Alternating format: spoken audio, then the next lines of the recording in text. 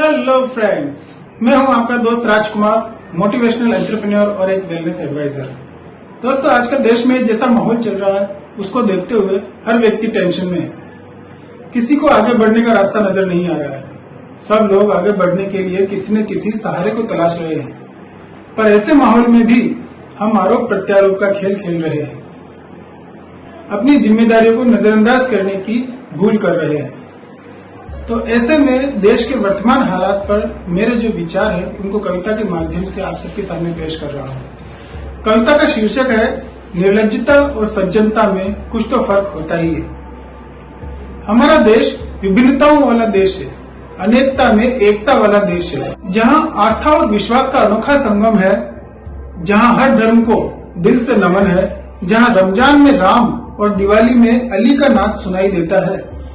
ऐसे देश में यदि प्रकृति का प्रकोप होता है, अलग अलग बीमारियों का समावेश होता है, तो इसका मतलब निर्लज्जता और सज्जनता में कुछ तो फर्क होता ही है। जहाँ आस्था की पराकाष्ठा मिलती है, जहाँ पत्थर में भगवान की मूर्त मिलती है, जहाँ ऋषियों को भगवान समझा जाता है, जहाँ नदियों को माँ का दर्जा दिया जाता है, जहाँ रिश्तों की सुंदरता नजर आती है, जहाँ बहन में माँ और मित्र की छवि नजर आती है, ऐसे देश में जब रिश्तों का भंजन होता है, रिश्तों में विश्वास की जगह डर व्याप्त होता है, तो इसका मतलब निर्लज्जता और सज्जनता में कुछ तो फर्क होता ही है। जहाँ बच्चे माता पिता का तिरस्कार करने लगते हैं, खुद को उनसे ज्यादा समझदार समझने लगते हैं, जहाँ रिश्तों की मर्यादा खत्म होती नजर आती है, जहाँ हर बात में बहस की गुंजाइश नजर आती है, जहाँ इंसान का अपने आप पर नियंत्रण समाप्त हो जाता है, जहाँ झूठा अहंकार सर चढ़कर बोलता है, इसका मतलब निर्लज्जता और सज्जनता में कुछ तो फर्क होता ही है। इंसान प्रकृति के प्रकोप से इतना भयभीत है कि प्रकोप के वास्तविक कारण से भी अनभिज्ञ है। जिन नदियों को माँ शब्द से सम्मानित किया जाता है, जिन नदियों को पाप विनाशिनी कहा जाता है, आज उन्हीं नदियों का सरेआम अपमान होता है, अपनों की लाशों का उसी में समावेश होता है। तो इसका मतलब निर्लज्जता और सज्जनता में कुछ तो फर्क होता ही है। इंसान अशिष्टता की पराकाष्ठा पर पहुंच चुका है, असभ्यता को जीवन का अभिन्न अंग मान चुका है। जिन रिश्तों को पिता अपनी शान मानता है, जीवन का आधार स्तंभ मानता है, आज वही रिश्ते तार तार हो रहे हैं और हम फिर भी प्रकृति से ही सवाल पूछ रहे हैं। तो इसका मतलब निर्लज्जता और सज्जनता में कुछ तो फर्क होता ही है। किसी और की किसी और से तुलना करने में हमारी दक्षता है। कौन कितना निकृष्ट है और कौन कितना उत्कृष्ट है, यह बताने में हमारी श्रेष्ठता है। स्वयं का स्वयं से परिचय हम करवाना नहीं चाहते, अपनी आदतों को हम सुधारना नहीं चाहते और फिर भी प्रकृति पर ही सवाल खड़े करते हैं। तो इसका मतलब निर्लज्जता और सज्जनता में कुछ तो फर्क होता ही है।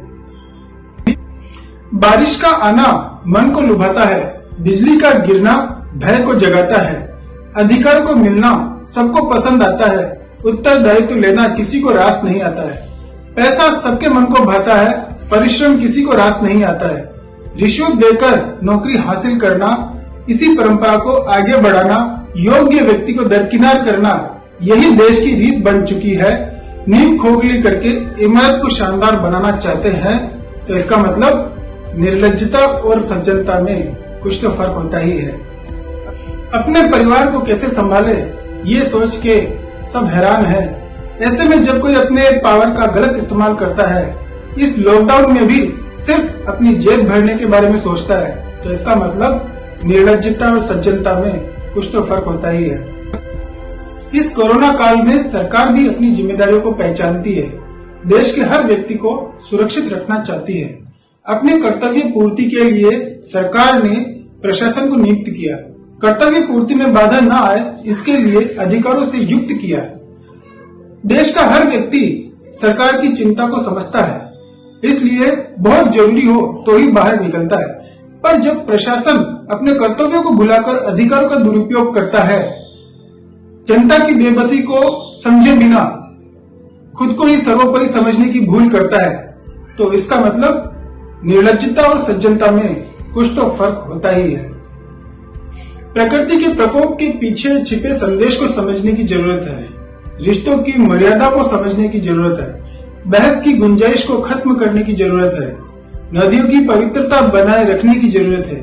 अपने देश की विशेषताओं को समझने की जरूरत है। अपनी जिम्मेदारियों को समझने की जरूरत है। निर्लज्जता और सज्जनता में अंतर समझने की जरूरत है, क्योंकि निर्लज्जता और सज्जनता में कुछ तो फर्क होता ही है। उम्मीद करता हूं कि आपको मेरी ये कविता पसंद आई होगी। अगर आपको ये कविता पसंद आए तो इसे शेयर और लाइक करने में कंजूसी न दिखाएं। धन्यवाद।